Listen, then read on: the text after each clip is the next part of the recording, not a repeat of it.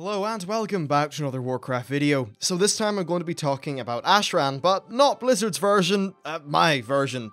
As you may have known, or at least noticed, yesterday I did a video that was a decent enough, in my opinion, criticism of Ashran that highlighted a whole bunch of problems. So I thought to myself, well, if I'm talking all this stuff, I may as well try to design my own one that would fix the problems that I identified.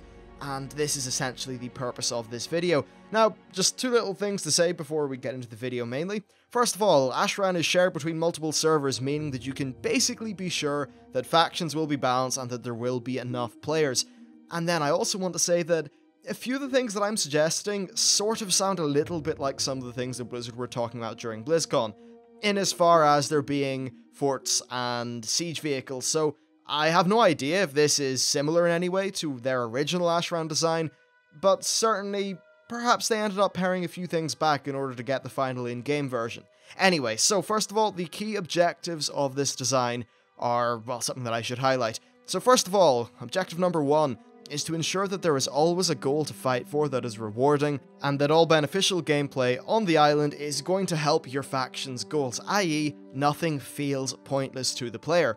Another goal is to have a Vault of Archivon style capturable fort that would provide a large and exciting event every few hours. But the other very important objective is that between fights for the capturable fort, there will be meaningful lane pushing gameplay that matters, and that overall this would create an endless PvP zone that will actually hold people's interests and not fall prey to many of the flow issues that I was talking about in my Ashran criticism video.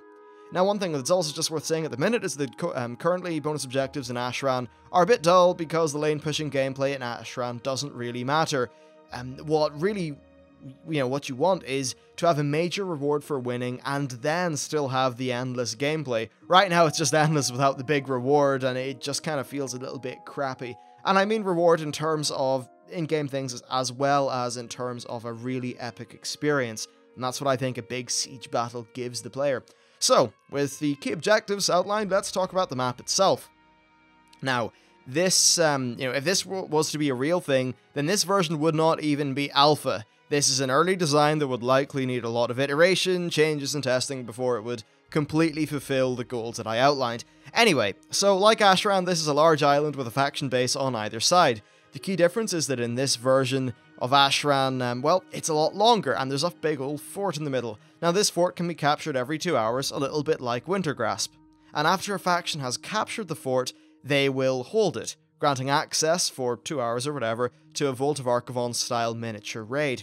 Now, after the fortress capturing siege phase of the fight, there is the laning phase. Now, this is similar to the current lane pushing gameplay that is in Ashran. And there is a lane between the fort and then, of course, the other faction staging area. You can see that in the diagram that's on the screen. Now, there are also bonus objectives on this lane, including large ones that will help the attackers greatly in the next fight. The laning gameplay centers around the attackers holding and fortifying the major bonus objectives, while the defenders try to, well, destroy them so that it makes their defense easier in the upcoming battle. There are also some smaller objectives that will actually help you push the lane itself, a little bit like how the bonus objectives work currently.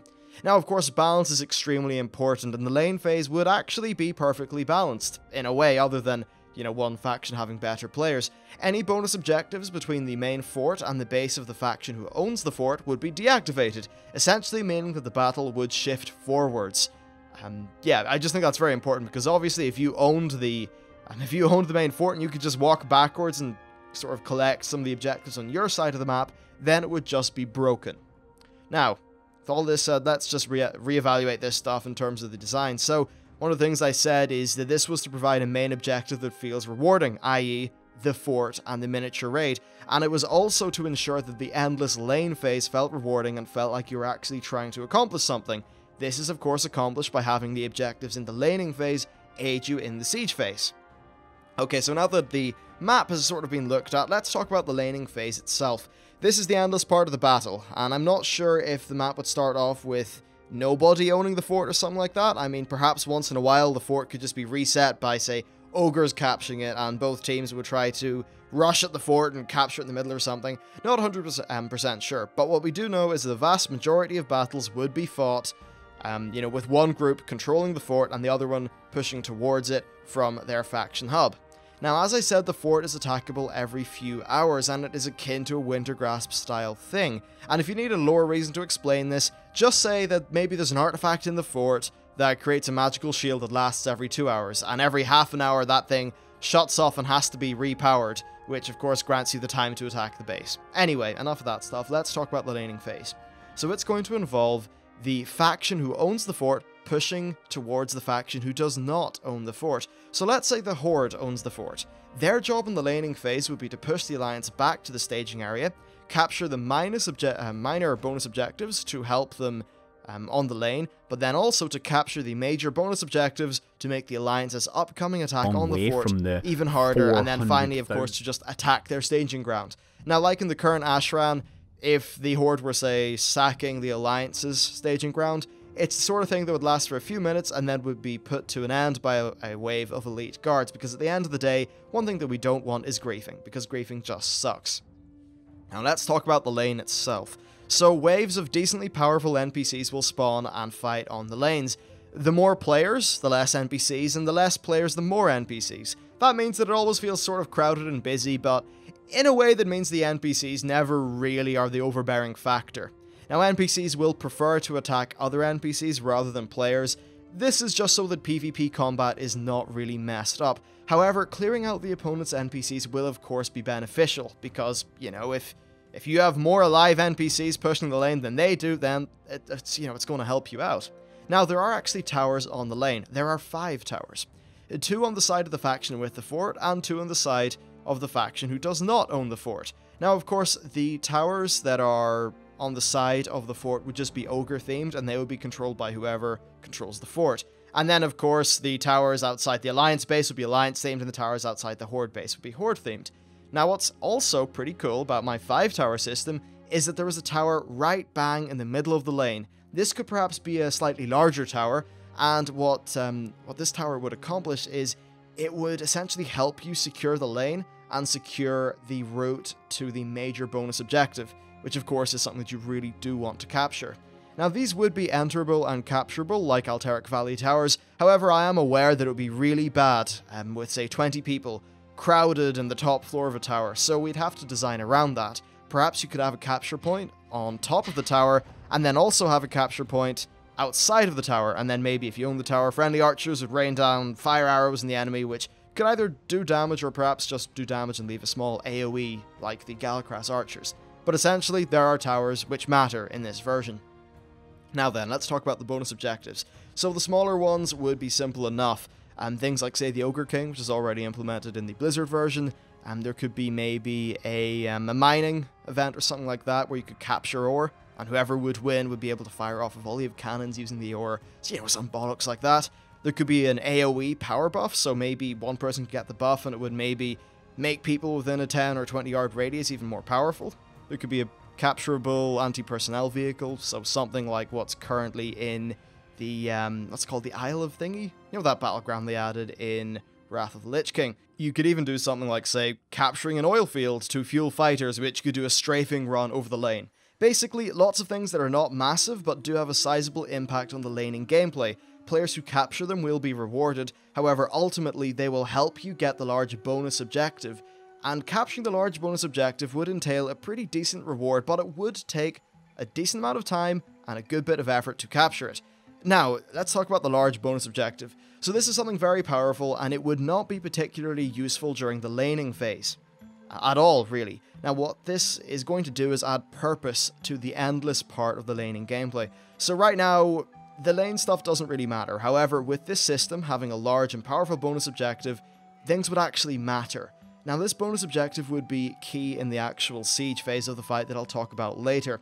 So what could this objective be? Well, really, it could be anything that would help you attack the enemy fort. So, perhaps they could be bases with large siege engines, and then during the laning phase, the players would try to capture this to help them out in the main battle, and the attackers would try to destroy them.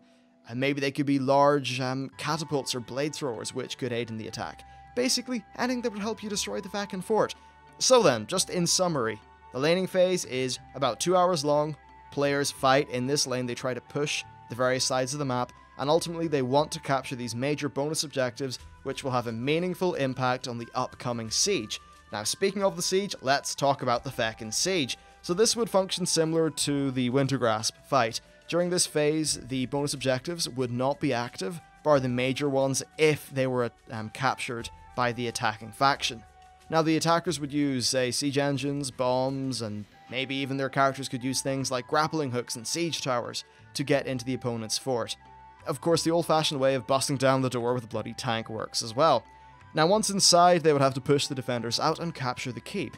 I'm not too sure if you would have this via, say, capturing a number of areas inside the keep, or if you would have it with, say, a Wintergrasp-style relic. You could actually, lore-wise, make a decent amount of sense with the relic. Perhaps, if you capture the relic, you're able to turn it on, which provides that 2-hour defense, during which the laning phase would occur. Anyway, so they would be at an advantage, the attackers I mean, if they were able to capture one of these major bonus objectives. Again, this could maybe be a stationary blade thrower, which would just randomly attack the enemy's gate or something like that. Or it could be a hyper pumped up siege tank. That would be a very scary thing to have come towards your base. So that's things in terms of the attacker's side. As for the defenders, well, they would have to hold out against the attackers for long enough for their little magical shield bollocks to recharge, thus ending the battle. So let's just say the attack would last for 25 or 30 minutes. Unlike Wintergrasp, I would have more gameplay focused on top of the walls of the fort, as well as on the ground. Attackers would have a limited amount of single-use grappling hooks and siege towers and things like that, which, okay, would be relatively easy to destroy, but it would allow the attackers to get up onto the walls. However, it wouldn't allow so many of them to get onto the walls that it just descends into the entire enemy team jumping over your wall and getting into your fort. Now, the defenders would, of course, have a few different layers of walls, just like in Wintergrasp, and they would also have perhaps a supply of traps and items to use. So maybe boiling oil that respawns every X amount of seconds, or a large, rock to throw off the wall. Basically, little things like that. Now, the defenders would be able to leave their base and attack things as well. Remember how I said that the attackers would be, in the laning phase, capturing and fortifying that big major bonus objective? Well, if they had captured it, and you're a defender, obviously it's going to put you at a disadvantage, so you would be able to get out of your fort and try to destroy that big bonus objective again. And perhaps you could also do other things, like maybe destroy one of their minor siege workshops or something. But basically what would happen is you would have siege engines, just little mini siege engines, the regular kind, attacking the base. You'd have players trying to get up on the walls with grappling hooks and all that stuff. And then if the attackers were able to get those bonus objectives, they'd have a big powerful tank or a big blade thrower or something like that to help them. And I think that this would overall just create a little bit more purpose and something to look forward to in Ashran, because right now Ashran is just monotony. The gameplay flow is never interrupted, there's never anything new, shiny or exciting that happens, it's just a big long boring slog. What this would do is just ensure that everything would matter in some sort of way. Now, in terms of balancing, I would balance the siege phase so that it would be maybe a 60% win rate for the attackers. This would ensure that the place would change hands enough to basically make sure that people would be able to access that VOA-style miniature raid in the middle. Though I think that, Wintergrasp was really good in Wrath of the Lich King, and Wintergrasp was definitely flawed. It had problems. I think it's really sad that rather than try to tackle those problems and iterate on that formula, Blizzard just cancelled the entire idea of a big badass capturable fort. I think that this design is maybe the next evolution or a few other evolutions, ahead of what Wintergrasp was, because it incorporates endless gameplay elements, it incorporates things that actually matter. I think this could work out really well. But anyway, that's really about it from me. I just thought that because I had launched into a pretty detailed criticism of Ashran, I kind of owed it to everyone to try to come up with my own idea. Now again, this is, of course, a design. It's a graph, or a diagram even. It's the sort of thing where you can't exactly nitpick it, because this is the sort of thing where you'd playtest it a lot, you'd find issues, you'd find those little nitpicky things, and then you'd fix them. You can't treat this as a final design that I would try to instantly throw into the game. Obviously, that would just be terrible. So it's the sort of thing that would maybe serve as a base to be iterated upon, and that hopefully we would get something which has a siege phase, a laning phase, and that would accomplish my goals. Because right now, I just don't think that Ashran is very fun or interesting, unfortunately. But anyway, that's about it for this video, and let me know if you have any cool ideas to either make your own sort of Ashran style thing, or perhaps maybe you have any suggestions that would improve the current design of Ashran. I'd really love to hear it, so be sure to leave your comments. And as always, you can like, dislike, favorite, subscribe, and do all those various things. Thank you very much for watching, and I'll see you next time.